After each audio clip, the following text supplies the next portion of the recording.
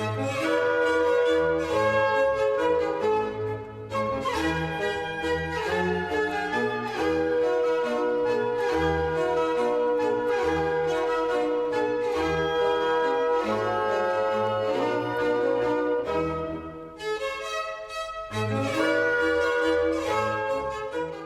안녕하세요. 예, 반갑습니다. 한 주간 동안 잘 지내셨지요? 예. 오늘은 성 폴리카르포 성인에 대해서 함께 알아보겠습니다.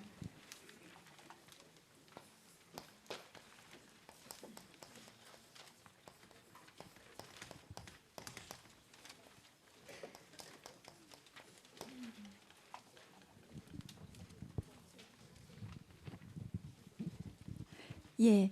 그 폴리카르포 성인은 그 주님의 가장 사랑을 받던 사도 성 요한의 제자로 은사의 이름을 부끄럽지 않게 한 신앙의 용사였다고 이렇게 말씀드릴 수 있겠습니다. 그 폴리카르포 성인의 출생이나 또 소년 시절에 대해서는 전해지는 것이 없고, 다만 전해지고 있는 것은 그 사도성 요한의 축복을 받고 스미르나의 그 주교로 임명된 후부터입니다. 그 후 이분의 감탄할 만한 언행에 대해서 후에 리옹의 주교가 된 그 성 이레네오 그 성인께서 저술한 은사 추상기에는 이런 기절이 있습니다. 나는 소년 시절 소아시아에 있으면서 가끔 성 폴리카르포 선생의 스라에서 배운 일이 있다. 나는 지금도 선생께서 앉아 계시던 곳, 그 가르치는 모습이나 가르치는 말씀, 또 그 걸어 다니던 모습이나 용모 등이 뚜렷이 상기된다. 그리고 선생께서 성 요한과 기타 주님을 친히 뵌 이들과 교제하던 말씀이나 주님에 대해서와 주님의 성덕, 그의 가르치심에 대해 그러한 사람들한테 전해들은 이야기 등은 아직 나의 귀에 여전히 남아있다. 이렇게 서술하고 있습니다.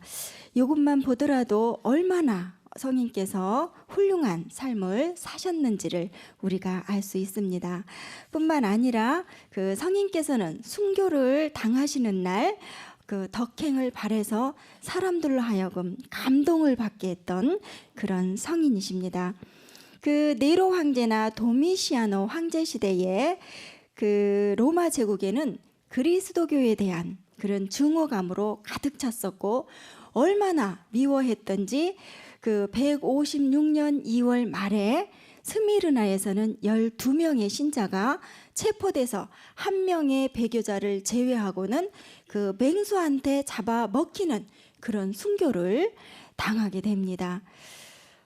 그때 군중들은 그것을 보고도 만족하지 않고 폴리카르포도 잡아서 죽여라 그러면서 그 군중들이 아우성을 치고 이구동성으로 이렇게 난리를 핍니다. 정말 그야말로 난리 버거지를 치니까 이 법관이었던 니게다스와 그의 아들 헤로데는 이 성인을 끌어오도록 병사들을 이렇게 풀어서 병사들에게 이야기를 합니다. 그래서 병사들은 이 성인을 어디로 데리고 오냐면 원형극장으로 데리고 옵니다. 그 다음 장 18쪽 중간쯤에서부터 보면 되겠습니다. 원형극장에 도착하자 재판관은 군중 앞에서 장엄하게 이렇게 소리를 칩니다. 예수 그리스도를 저주하고 신성한 황제 폐하를 조배하라. 그러면 석방해 줄 것이다. 이렇게 이야기를 합니다. 이 이야기를 듣고 성인께서는 어떻게 하냐면 용모를 더욱더 단정히 하고 그렇게 이야기를 합니다. 나는 오늘까지 80여 년간 예수 그리스도를 공경해 왔습니다만 주님께서는 무엇 하나 나에게 그릇된 것을 가르치신 일이 없고 도리어 많은 은혜를 내려주셨습니다. 이와 같은 대은인이신 주님을 어떻게 저주할 수가 있겠습니까? 라고 대답을 합니다. 이 부분이 아주 중요하지요. 이렇게 용감하게 대답을 하셨습니다. 성인께서. 그러니까 재판관은 더 거친 말로 이 성인에게 강요를 했습니다. 그렇지만 폴리카르포 성인은 조금도 겁내지 않고 다만 하늘을 쳐다보며 묵묵히 기도에 몰두할 뿐이었습니다. 이것을 보고 그 후 한 관리가 원현극장에 나타나서 그렇게 이야기를 합니다. 폴리카르포는 그리스도교 신자라는 것을 자백한 이후로 화형에 처한다. 이런 선고문을 3번이나 반복을 하게 됩니다. 이 이야기를 듣고 군중들은 마치 기다리기라도 한 것처럼 주위에서 장작을 모아다가 장작을 산더미처럼 이렇게 쌓았다고 합니다. 폴리카르포의 순교록에 의하면 마침 그날은 안식일이었음에도 불구하고 육체적 노동이 절대 금지되었던 그런 날임에도 불구하고 많은 유다인들이 그 군중 속에 섞여서 요란스럽게 이 장작더미를 날랐다고 이렇게 전해집니다. 얼마나 그리스도 교도들이 미웠으면 이렇게 했겠는가 이런 생각을 한번 해봅니다. 이렇게 불을 지를 장작더미가 이렇게 모두 마련되자 성인께서는 서서히 스스로 의복을 벗고 그 장작더미에 올라가십니다. 그렇게 그 장작더미에 올라갈 때 병사들은 몰려와서 이 성인을 장작에 못 박으려고 이렇게 합니다. 그랬을 때 성인께서 뭐라고 이야기를 하냐면 아무쪼록 이대로 내버려 주시오. 비록 나에게 기둥에 못 박지 않는다 하더라도 도망가거나 숨지 않습니다. 라고 이야기를 합니다. 그러나 그 병사들은 그것을 믿지 못하고 결국 이 성인을 그 나무 기둥에 결박을 합니다. 그러면서 성인께서 뭐라고 또 이야기를 하냐면 화형이라는 반가운 순교의 은혜를 주신 하느님께서는 반드시 이 고통을 참을 수 있는 힘까지 주실 것입니다. 이렇게 얘기를 합니다. 그렇게 하고 그 기둥에 못 박힌 채로 있는데 이제 불길이 타오르겠지요. 그래서 그 불길은 거세게 이렇게 타올랐고 검은 연기와 함께 타는 불꽃의 소리를 들으면서 성인께서는 이런 기도를 드립니다. 전능하신 하느님, 사랑하고 찬미하올 성자 예수 그리스도를 통해 자신을 계시하신 성부여, 나로 하여금 순교자의 반열에 들게 하시고 성자의 순환의 잔을 같이 할 수 있는 영광스러운 이날 이때를 주신 것에 감사드리며 진심으로 당신을 찬미합니다. 이런 감동스러운 기도를 올립니다. 이 기도를 우리 다 함께 한번 읽어볼까요? 시작. 사랑하고 찬미하올 성자 예수 그리스도를 통해 자신을 계시하신 성부여, 나로 하여금 순교자의 반열에 들게 하시고 성자의 순환과 같이 할 수 있는 영광스러운 이날 이때를 주신 것에 감사드리며 진심으로 당신을 찬미합니다. 예, 불길이 타올라서 당신 몸이 금방 이게 다 타 없어질 것을 알면서도 이런 기도를 하셨습니다. 성인께서는 이미 몸과 마음을 주님의 품에 모두 의탁한 성인의 마음은 정말 편안했습니다. 그때 관중 속에서 갑자기 경탄의 소리가 들려왔습니다. 왜냐하면은 그 성인을 피해서 불길이 양쪽으로 갈라졌기 때문입니다. 그러면서 이 성인의 몸을 그 불길이 장식을 했습니다. 그 성인의 몸을 좌우로 갈라져서 오히려 이렇게 장식하는 것을 보고 그 관중들은 과연 어떤 생각을 했을까요? 뜻밖의 사실에 놀란 이 니게다스 법관은 병졸 하나에게 그렇게 지시를 합니다. 그 성인의 가슴을 창으로 찌르라고. 그때 성인의 가슴에서 그 피가 흐르게 됩니다. 그 피가 흐름과 동시에 그 불길은 그렇게 거세게 치열하게 솟아오르던 그 불길은 장마비를 만난 듯이 바로 이렇게 쓰러졌다고 전해집니다. 신자들이 이 위대한 성인의 유해를 찾으려고 했으나 유다인들은 니게다스를 통해 총독에게 그렇게 요구를 했습니다. 그리스도교의 신자들이 폴리카르포를 제2의 그리스도로 공경하지 않기 위해서 시체를 태워달라고. 그래서 성인의 시체는 다시 장작더미에 올려져서 태워졌습니다. 그러나 신자들은 끝까지 고생하며 이 성인의 유고를 모아서 그 교회에 보존해서 오늘에 이르고 있습니다. 예, 그 나머지는 참고하시면 되겠습니다. 누가 성인입니까? 라고 그 부처님께 여쭤봤더니 부처님께서 그렇게 말씀을 하셨다고 합니다. 찰나마다 온전히 현재에 있을 수 있는 사람, 그런 사람이 참으로 성인이다, 이렇게 말씀을 하셨다고 합니다. 성인께서는 당신을 태우는 그 화형의 그 순간에도 어떻게 했어요? 하느님을 찾으면서 하느님께 의탁하면서 하느님과 오로지 함께했던 그런 분입니다. 우리도 어느 순간 어느 유혹이 오더라도 하느님께 의탁하면서 온전히 하느님과 함께 있을 수 있는 그런 사람들이 될 수 있기를 기도드리면서 여기까지 저는 마치고 계속해서 신부님의 해석 강의가 있겠습니다. 감사합니다.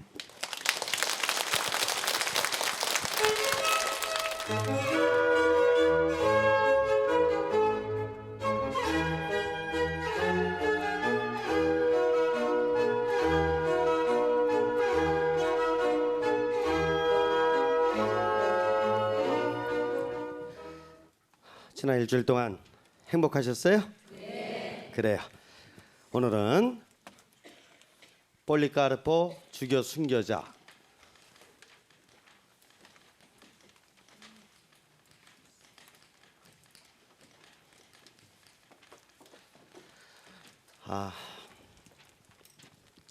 이분은 초대교회 분들이 대부분 다 그러하시지만 탄생 연도를 정확히 알 수가 없죠. 69년에서 155년경으로 보는데 여기서는 70년으로 하죠. 계산하기가 조금 더 편안하니까 70년에서 155년 물음표는 역시 이렇게 가야 됩니다. 그러면은 몇 살 정도 살으신 건가요? 예? 그러면은 85세. 좀 많이 살으시지 않았어요? 85세면 옛날 분치고 많이 살으셨고, 이분의 이제 인생이 어떻게 펼쳐지는가 형성하는 신적 신비께서 어떻게 인생을 섭리해 주시는가 한번 생각을 해봐야죠.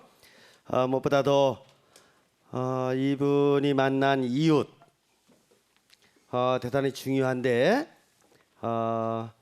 이분은 첫 번째로 사도 요한을 만났다고 했는데, 사도 요한의 그 제자가 되었다고 그랬어요. 근데 몇 살 정도 됐을까 하면은 제가 추정을 해보건데 한 20세 정도 되지 않았느냐 이렇게 생각을 합니다. 왜냐하면 사도 요한은 10년에서 100년까지 이렇게 살으셨던 분이니까 90세 살으셨죠.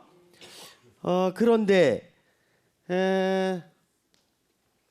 폴리카르포 당시 우리 청소년이 70년에 세상에 태어나거든요. 70년에 태어나니까 70년부터 따진다 그러더라도 이제 사도 요한은 30세 이렇게 되는 건데 30년밖에 안 남으신 건데, 적어도 제자가 되려면은 한 20살 플러스 마이너스는 돼야 되지 않느냐 이렇게 생각을 하는 거예요. 그러면 폴리카르포 주교님이 20살 됐을 적에는 여기 사도 요한은 몇 살이 돼요? 90살이 되는 거예요. 90살이. 그렇죠? 80살 있잖아요. 실수할 때도 있죠. 80세가 되시는 거예요. 그때 80세가 되셨을 적에 이제 사도 요한의 이제 그 문화생이 되는 거지. 만일에 폴리카르포가 그때 20살이었다면 15살이었다면은 뭐 75세가 되시는 거고 그렇지 않습니까? 사도 요한은 너무나 유명하신 분이니까 제가 말씀 안 드려도 되죠. 예수님의 12제자 중에 한 사람이죠. 그죠? 갈릴레아에서 어부하고 있었는데 동생하고 같이 선택되잖아요. 제베데오의 아들 야고보와 요한. 그래서 야고보 이제 동생이 있었고 성령 강림 때 성령을 충만히 받고 나서 이제 예루살렘이라든가 사마리아 지방 다니면서 전교를 하셨던 분이죠. 그리고 나서 90살이 되었을 적에 그러니까 100년경에 이제 그 선정을 하시게 되는데 우리 요한 사도의 저술 요한 복음서 또 요한 1, 2, 3서 요한 묵시록 아주 대단히 방대한 어떤 이런 저술도 우리가 이렇게 알고 있고요. 어쨌든 이분을 20살 때경에 만난 것이 폴리카르포 청년에게는 인생을 가름하는 대단히 중요한 계기가 되는 것입니다.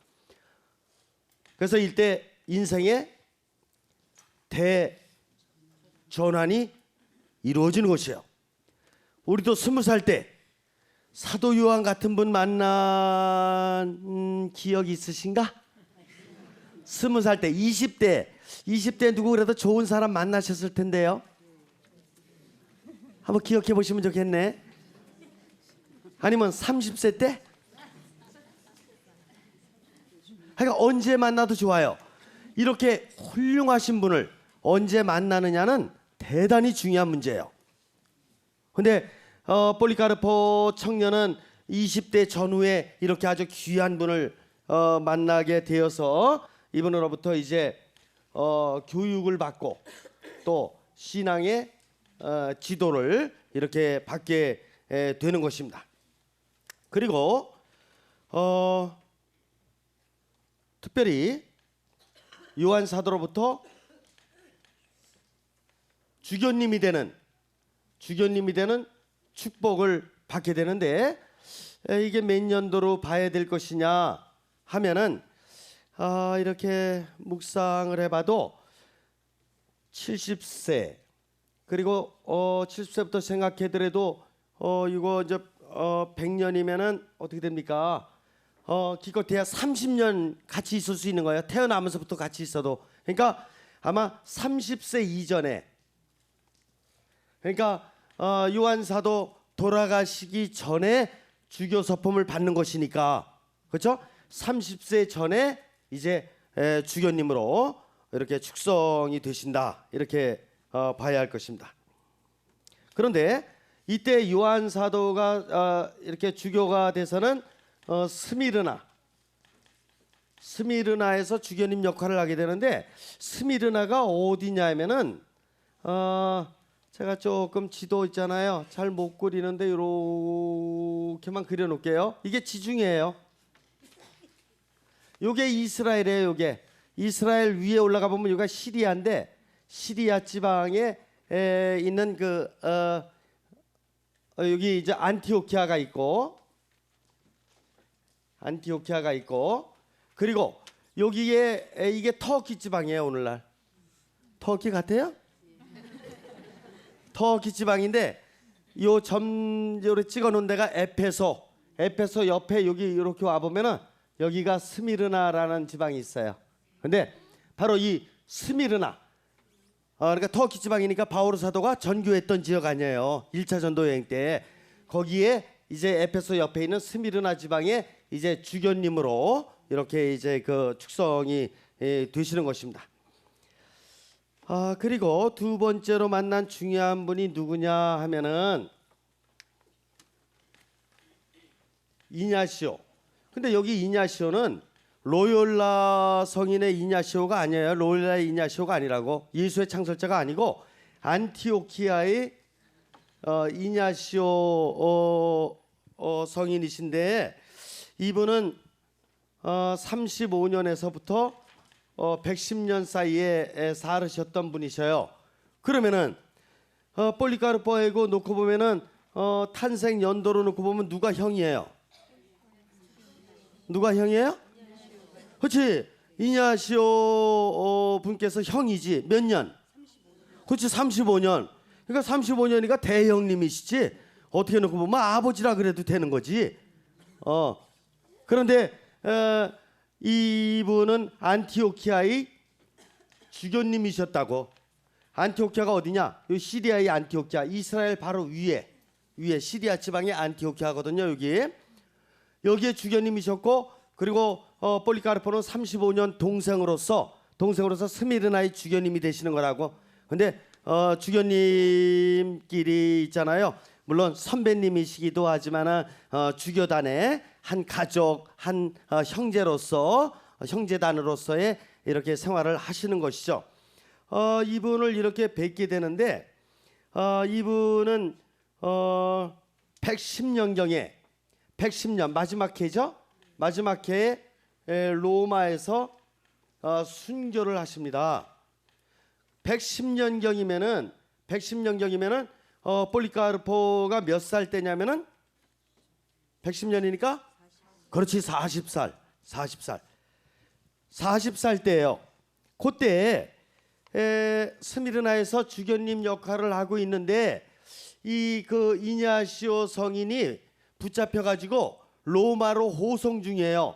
로마로 호송하는데 바오로 사도도 마찬가지지만은 이렇게 바오로 사도는 여기서 섬을 거쳐서 이렇게 갔지. 근데 지금 어떻게 갔는지 아이가 모르지만은 이렇게 가서 스미르나 지역을 지나서 그리스 지방을 지나서 그다음에 로마 이렇게 가고 있는 중에 스미르나를 들리시거든요. 스미르나를 들렸을 적에 바로 폴리카르포 주교가 당신의 동료 주교인, 어떻게 보면 대형님 주교님이신 이냐시오 주교님께서 지금 붙잡혀서 군졸들에 의해서 로마로 지금 압송되고 있다, 이 소식을 듣는 거죠. 그러니까 당연히 거기 가는 길을 마중 나갈 수밖에 없고, 마중 나가서 주교님 잡혀서 호송되시는 모습을 보는 거지. 그때 장면이 어떻게 됐는지는 지금 이렇게 저술이 이렇게 되어 있지 않지만 제가 못 찾은 건지 몰랐는데, 어쨌든 간에 그때 이 이냐시오 주교님을 환대히 맞아주셨다 그랬어요. 그런 거 보면 분명히 호송되는 그 가마에 가까이 가셨을 것이고, 가까이 가서 주교님 얼마나 힘드십니까? 하면서 뭔가 그 주님 안에 대화를 깊이 나누셨을 것이고, 그리고 주교님을 위한 마지막 길 기도로서 도움을 드렸을 것이고, 이래가면서 이제 이때 만났던 이런 기록을 갖다 조금 전에 우리 선교사님 강의를 통해서 들으셨죠? 과정이 이해가 되셔요? 그래요. 그래가지고 이때 만났고, 또 만나는 사람이 누가 훌륭한 사람이 있냐? 그러니까 요 때는 이제 몇 살 때라고 봐야 되냐면은, 요 때는 40세 전이다 이렇게 봐야 돼요. 110년이니까 그 당시에 폴리카르포 주교님은 40세고, 그죠?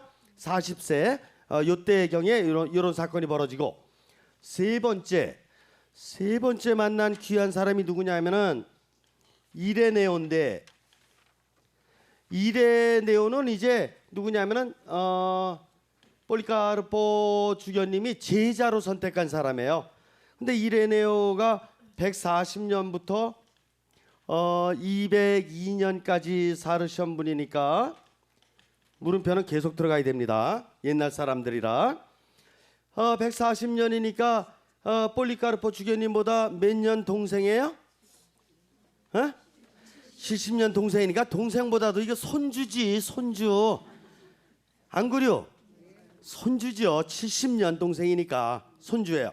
그런데 왜 중요하냐면은 폴리카르포 주교님이 이렇게 사목 활동을 하시는 중에 요 이쁜 그 청소년이 있다. 청소년이.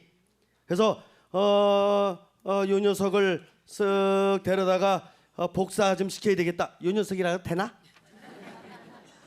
주교님 보시기에는 요 녀석이지. 또 70살이나 또 아랜데 말이야. 이게 도대체가 요 녀석이지. 그러면 요 녀석 아니면 그 녀석이지. 그렇잖아요. 그래가지고 딱 이제 불러가지고 요걸 이제 복사를 시키고 싶은 거지. 그래가지고 데리고 이렇게 있으면서 차근차근 뭔가 이제 지도도 해주고 교육도 시키시면서 이제 미래에 또 교회를 지킬 버팀목으로서 이제 기르시는 것입니다. 왜 중요하냐? 조금 전에 강의에서 들으셨지만 이냐시오 성인께서는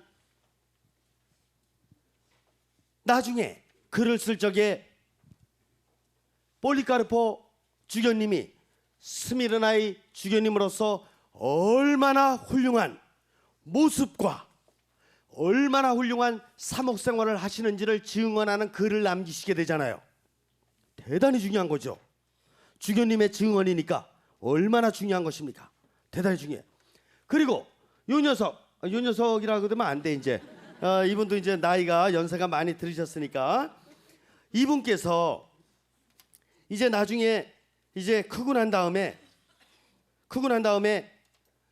당신의 스승님에 대해서 글을 남기잖아요. 글을 남기는데 나의 은사이신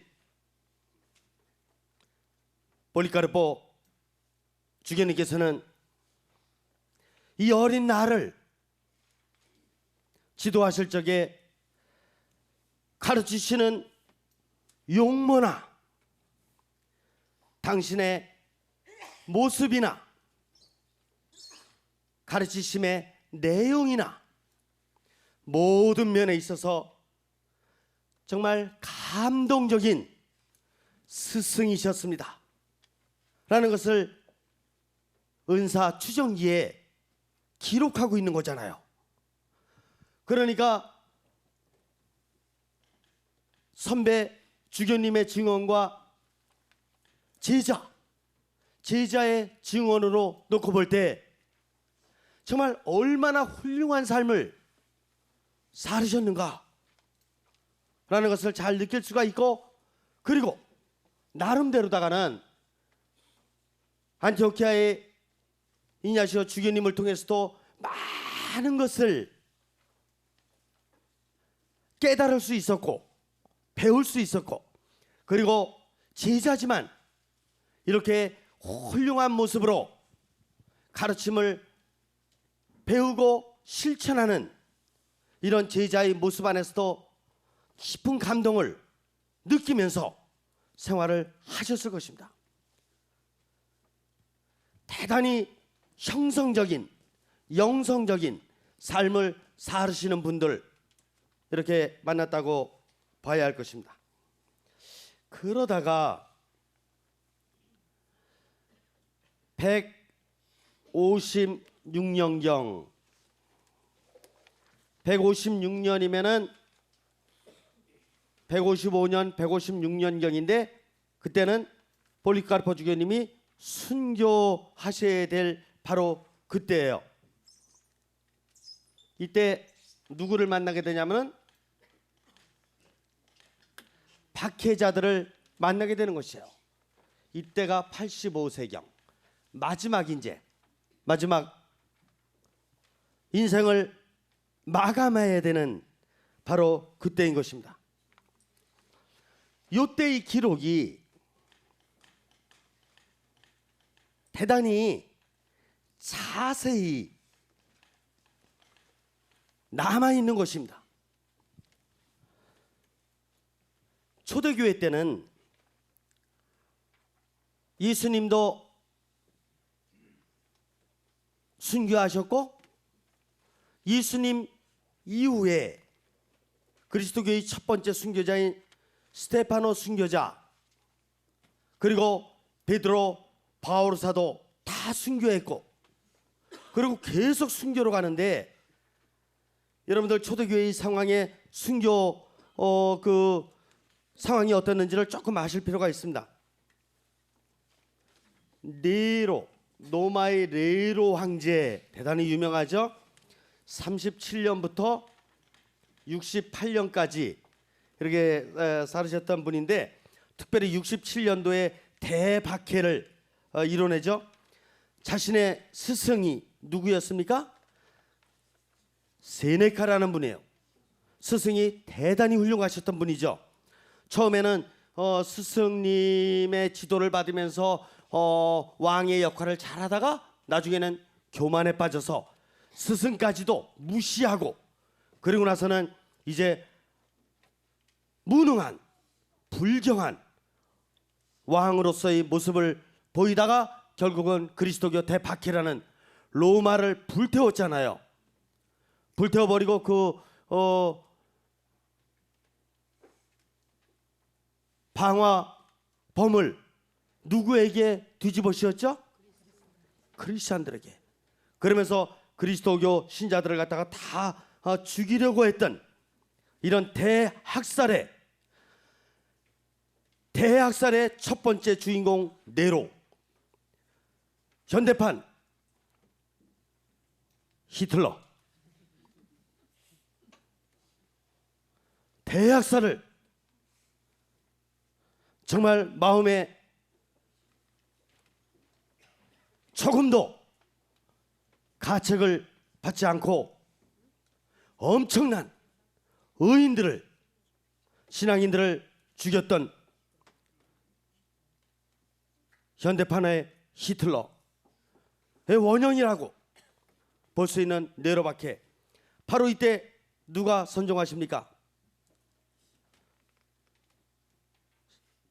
베드로 사도, 바오르 사도. 그 다음에 도미시아노 황제가 81년부터 96년까지 재임하시는 분인데, 이때 조금 전에 공부했던 요한 사도가 이때 붙잡혀가지고 파트마스 섬에 유배가는 것이에요. 바로 이 황제 치하에서. 그래서 요한 사도도 바로 이 시대에 이제 박해를 받게 되고, 그 바로 다음번 황제 불경의 황제에 의해서 이제 돌아가시게 되는 것이죠. 그 다음에 트리아나 황제, 98년에서 117년. 여러분들 이거 연도 저기 꼭 외워야 되는 거죠? 다음 주에 제가 시험 보죠? 있잖아요. 이 분위기를 이렇게 이해하시라고 제가 서비스로 이런 거 다 해드리는 것뿐이지, 이런 연도를 왜 외우냐고요? 대충 어느 정도 분위기만 이해하시면 되고 잊어버리시오. 알겠습니까? 트리아노 황제 때 우리 지난주에 공부했던 클레멘스 1세 교황님께서 이때 순교하시는 거예요. 그리고 하드리아노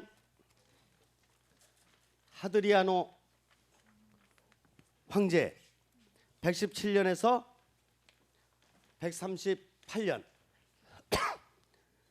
이때 바로 폴리카르포 주교님께서 활동을 하시게 되는데, 이 박해 상황에서, 대단히 어려운 상황에서 주교님으로서의 사목 활동을 하실 수밖에 없는 그런 입장이었던 것이에요. 그 다음에도 마르쿠스 아우렐리우스 황제, 여러분들 많이 들어보셨을 거예요, 그죠? 그러면 결국 뭐냐 하면은 예수님 탄생 이후로다가 계속해서 이렇게 불경 왕들에 의한 로마의 박해가 계속 되었기 때문에 순교자들은 엄청 많은 것입니다. 그러다가 313년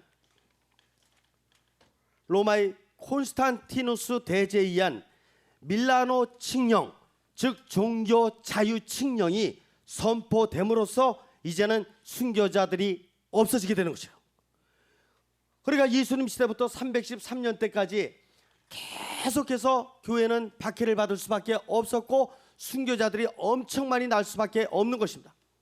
우리 신자들의 순교는 물론이거니와 그리고 심지어는 주교님, 교황님에 이르기까지도 대부분 다 순교하실 수밖에 없는 이런 상황이었던 것이에요.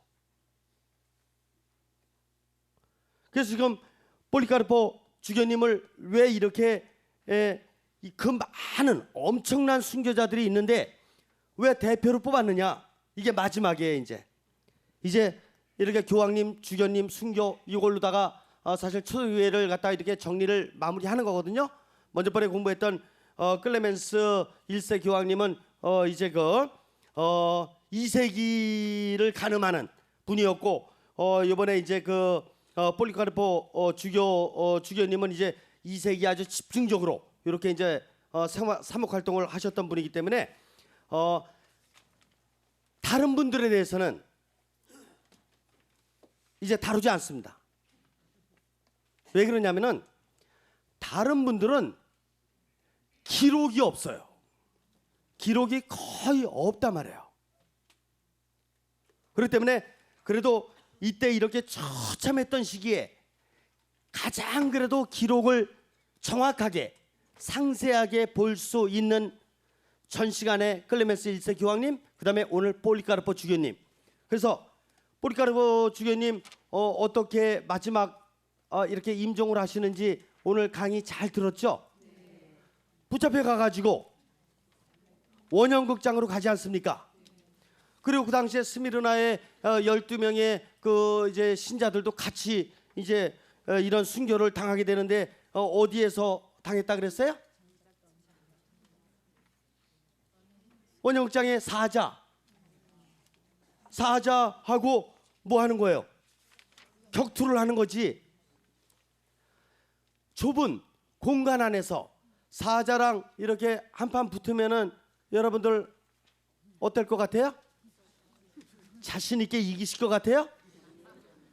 있잖아, 사자 한 열흘 정도 굶겨놓고 딱 이렇게 붙여놓으면은 어림도 없습니다.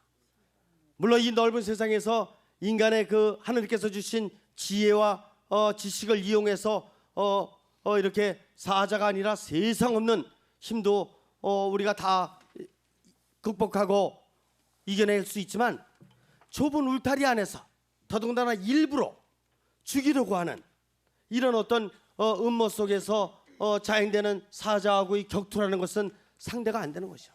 다 사자 밥이. 어쩌면 인간이 그런 일을 할 수 있는가 하는 것입니다. 오늘날에도 얼마나 살상 무기들이 판을 치고 지금 남북으로 대치된 우리나라에서도 핵 문제라든가 이런 문제들이 아주 중요한 이슈로 대두돼 있어요.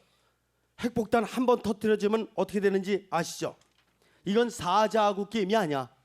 핵폭탄 한 번 터뜨려지면 사자 이런 건 문제가 안 돼요. 이런 정도의 엄청난 이런 반형성적 무기를 만들어내고 그런 것으로 다 인간을 위협하는 이런 상황이 벌어지고 있는 것입니다. 어쨌든 바로 이런 혹독한 상황 속에서도 폴리카르포 주교님은 당신께서 가실 일을 당당히 가시는 것입니다. 그렇기 때문에 이제 그들이 몸을 기둥에 결박하려고 할 적에도 나는 도망가지 않는다. 나는 오히려 이 길이 자네들은 모르나 형성하는 신적 신비께서 미리 선형성 시켜주신 나의 길이라는 것을 나는 안다. 나는 그분으로부터 주교 직분도 받았고 나는 모든 교우들을 돌봐야 될 이런 은총도 받았다. 나는 내가 갈 길을 갈 것이니 결박할 필요도 없다. 잖아. 그분의 모습을 한번 이렇게 묵상을 해보시라고요. 관상을 해보시라고요.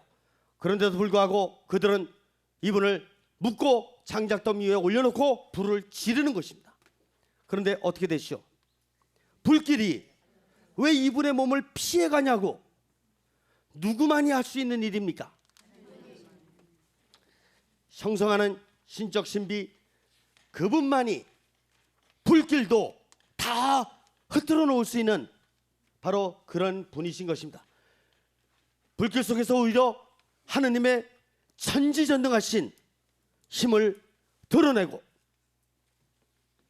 오히려 거기에 후광이 비치는 이런 놀라운 기적이 일어나는 것이에요. 보리가르보로 주교님 말고도 초대교회 때 훌륭하신 우리 신자분들도 많이 계십니다. 제가 대표적으로다가 조금만 말씀드릴게요. 아니에스, 여러분들 중에서 누구 아니에스 본명 가지신 분 계신가? 손 들어보세요. 우리 저기 전국의 시청자분들 중에서도 아니에스 본명 가지셨으면 한번 손 들어보시오. 그래요. 내려요. 있잖아, 아니에스. 어떤 분이신가? 로마의 귀족 가문에서 태어나신 분이죠.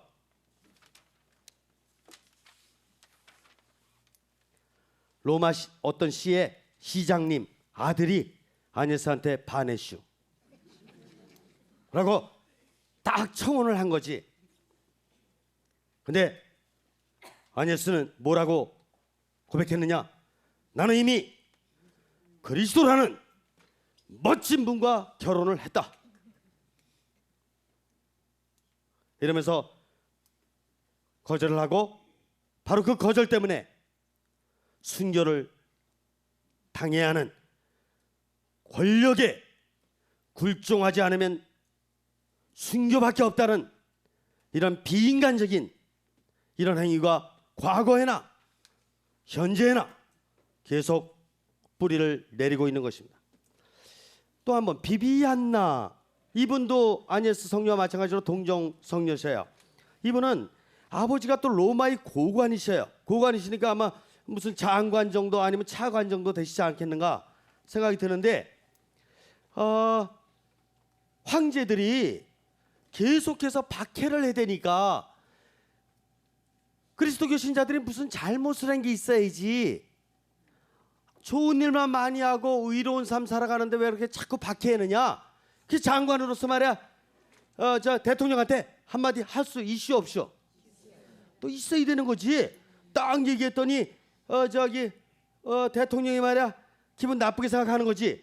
그래갖고 이 고관을 자기의 신복, 그것도 충신, 바른 얘기를 하는 충신을 귀양을 보낸 거지. 뭐 귀양 가는 거예요. 근데 그 어머니도 또 저희 남편 닮아가지고 있잖아, 아무리 대통령이라도 잘못된 건 잘못됐습니다. 또 그런 얘기를 또 한 거지. 그래가지고 어머니도 어떻게 됐냐면 이제 감옥에 갇힌 거지. 그래가지고 그 어머니는 감옥에 갇혀서 아사 상태로 굶겨 죽였어요. 그래도 끝까지 배교하지 않고 당신은 잘못됐어. 있잖아, 전지전능하신 하느님의 의로우신 뜻을 따라가야지 백성을 제대로 살리지 못하고 오히려 의로운 백성을 그렇게 박해하고 죽이는 당신은 잘못되었어. 당신 배만 챙기고 당신 권력 유진하고 호화호식에 빠져있는 당신은 대통령이라도 잘못되었어 라는 것을 얘기하다가 감옥에 갇혀서 아사 상태로 돌아가시고, 그 다음에 딸이 2명이 있는데 딸이 어쩌면 또 그 부모를 그렇게 닮았어 라고 다 반대했는데, 그 중에서 비비안나 딸은 계속해서 당신 부모님에 대한 이런 그 옹호와 함께 부모님을 따르다가 결국 어떻게 됐냐면은, 어떻게 죽냐면은, 있잖아, 요셉이 골리앗하고 싸울 적에 뭐 들고 나갔죠? 소년 요셉이 골리앗하고 싸울 적에 다윗. 오늘은 이렇게 제가 있잖아, 평소에 웃길 줄 몰라가지고 제가 이런 식으로밖에 못 웃기도록 만드는 것 같아 하나님께서. 그래 다윗이 골리앗하고 싸울 때 뭐 들고 나갔어요? 돌멩이죠. 돌멩이를 갖다가 이렇게 들고 나가서 했죠. 돌팔매질을 했잖아요. 지금 비비안나 성녀는 어떻게 죽냐면은 있잖아, 납덩어리를 이렇게 줄로다가 이어가지고 납덩어리다 죽을 때까지 때렸고, 비비안나 성녀는 죽을 때까지 배교하지 않고 하나님께 감사를 드리면서 그러면서 신앙을 마무리하고 순교했던 것입니다. 아니에스 성녀, 비비안나 성녀, 그리고 오늘 우리가 313년 이전에 그 많은 순교자들을 대표해서 폴리카르포 주교 순교자님 오늘 공부하면서, 오늘 시대는 신앙의 자유 뭐든지 다 할 수 있는 이런 시대지만 우리가 초대교회 이분들의 혹독했던 그런 시대 상황과 또 우리의 어떤 그런 이런 좋은 세상을 비교해 보면서 우리도 이분들 못지않은 더욱더 훌륭한 삶을 살아갈 수 있도록 형성하는 신적 신비, 하느님께 끝없는 갈망을 드리면서 오늘 이 시대를 순교자의 어를 지닌 이런 충실한 신자로서의 삶을 살아가야 할 것입니다. 마친 기도하겠습니다. 성부와 성자와 성령의 이름으로 아멘. 주님, 이 시간 성 폴리카르포 주교 순교자님의 삶을 본받고 더욱더 큰 사랑을 실천하기 위해서 저희들 공부했습니다. 어떤 상황 속에서도 유혹에 떨어져 주님을 배반하지 않고 굳굳이 당신의 뜻을 따랐던 순교자들의 어를 늘 마음에 담고 저희들도 당신의 빛을 따르는 삶을 충실히 살아갈 수 있도록 인도해 주셔서 제가 당신 안에 걸어오리다. 영광이 성부와 성자와 성령께 성부와 성자와 성령의 이름으로 고맙습니다.